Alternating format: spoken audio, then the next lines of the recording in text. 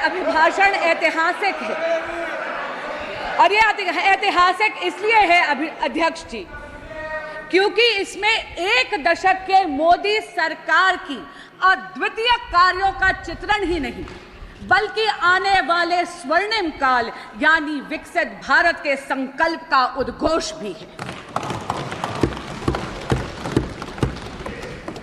मोदी जी की जन कल्याणकारी योजनाओं का असर और उनके विकसित भारत के विजन के जो जनता का अगाध विश्वास था उसी के कारण से अध्यक्ष जी एनडीए को तीसरी बार जनता ने पूर्ण बहुमत का जनादेश दिया। महामहिम राष्ट्रपति जी ने अपने अभिभाषण के पैराग्राफ 3 में जो कहा है आपके माध्यम से समक्ष के पूरे सदन के समक्ष पुनः दोहराना चाहूंगी।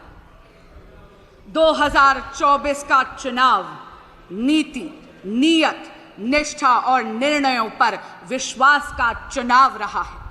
मजबूत और निर्णायक सरकार में विश्वास, सुशासन, स्थिरता और निरंतरता में विश्वास, ईमानदारी और कड़ी मेहनत में विश्वास, सुरक्षा और समृद्धि में विश्वास, सरकार की गारंटी और डिलीवरी पर विश्वास, विकसित भारत के संकल्प में विश्वास। मेरी सरकार ने 10 वर्षों में सेवा और सुशासन का जो मिशन चलाया है ये उस पर मोहर है। अध्यक्ष जी, एक दशक में ये पहली बार ऐसी सरकार भारत में आई है जिसकी कथनी और करनी में अंतर नहीं है। जो कहा वो किया। धारा 370 हटाई, जो कहा वो किया। भव्य राम मंदिर का निर्माण किया, जो कहा वो किया। सीएए लेकर आए, जो कहा वो किया। 1 रैंक 1 पेंशन लाए, जो कहा वो किया। मेक इन इंडिया की नींव रखी, जो कहा वो किया। पिछले 10 वर्षों में मोदी सरकार ने भारत की अर्थव्यवस्था को इतना सशक्त करा है कि अध्यक्ष जी हम 11वीं सबसे बड़ी अर्थव्यवस्था की जगह मात्र एक दशक में विश्व की वैश्विक पटल पर 5वीं सबसे बड़ी अर्थव्यवस्था बने। और अध्यक्ष जी ये असाधारण परिस्थितियों में हुआ है। पूरा का पूरा विश्व कोविड-19 की महामारी से जूझकर निकला है। अभी भी विश्व के कई देश हैं जो युद्ध की अग्नि में झुलस रहे हैं, लेकिन भारत मोदी जी के नेतृत्व में वैश्विक पटल पर तीसरी सबसे बड़ी अर्थव्यवस्था बनने के पथ पर अग्रसर है। हमारे माननीय प्रधानमंत्री नरेंद्र मोदी जी ने 2047 तक भारत को एक विकसित राष्ट्र बनाने का एक संकल्प लिया है। इस संकल्प के 4 मुख्य स्तंभ हैं। पहला स्तंभ युवा शक्ति, दूसरा नारी शक्ति, तीसरा किसान कल्याण और चौथा गरीब कल्याण। अध्यक्ष जी, यदि आप युवा शक्ति की बात करते हैं तो किसी भी प्रकार का अवसर यदि आप भारत की युवा शक्ति के समक्ष प्रस्तुत करते हैं तो उस अवसर का लाभ लेने के लिए युवा शक्ति चूकती नहीं है।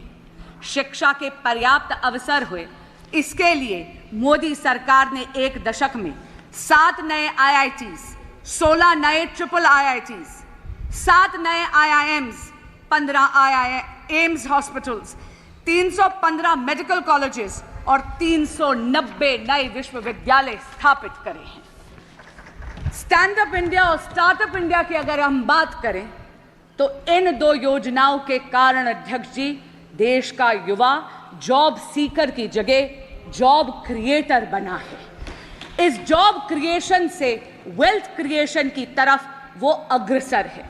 और आप जैसे माननीय अनुराग ठाकुर जी ने भी सदन के समक्ष रखा, आज भारत स्टार्टअप इकोसिस्टम में विश्व की 3rd लार्जेस्ट इकोसिस्टम है। अध्यक्ष जी, मुद्रा योजना में स्वरोजगार के लिए आप ये देखिए 46 करोड़ युवाओं ने 26 लाख करोड़ रुपए का ऋण आसानी से लिया है। आज देश में 1,81,000 स्टार्टअप कंपनियां हैं, जिसमें से 100 से अधिक यूनिकॉर्न्स हैं।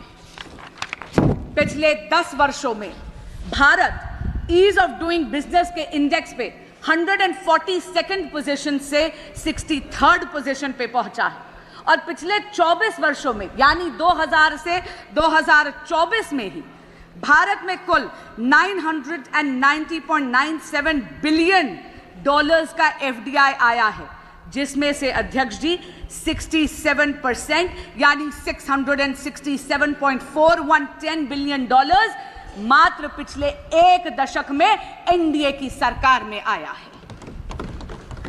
Today, Bharat has become a leader in the world of manufacturing. चाहे इलेक्ट्रॉनिक्स हो, चाहे ऑटोमोबाइल हो, चाहे रक्षा उपकरण हो, भारत एक अग्रणी निर्माता के रूप में वैश्विक पटल पर उभर रहा है। और इस नई दुनिया में microchips are the new oil.